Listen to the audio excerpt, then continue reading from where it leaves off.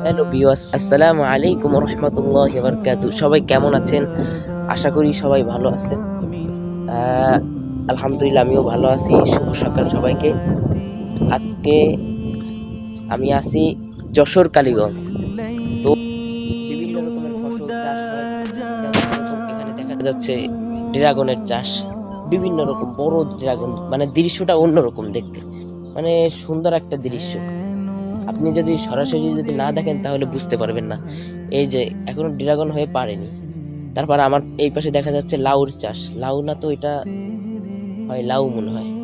এই যে দেখা যাচ্ছে বিভিন্ন রকম একটা দৃশ্য।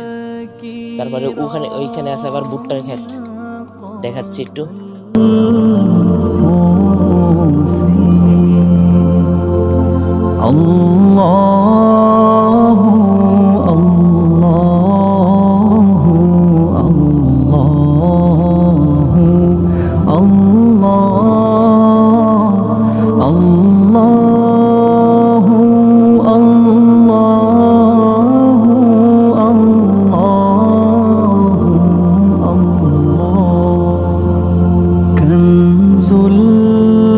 আরো অনেক কিছু হয়, অনেক কিছু চাষ।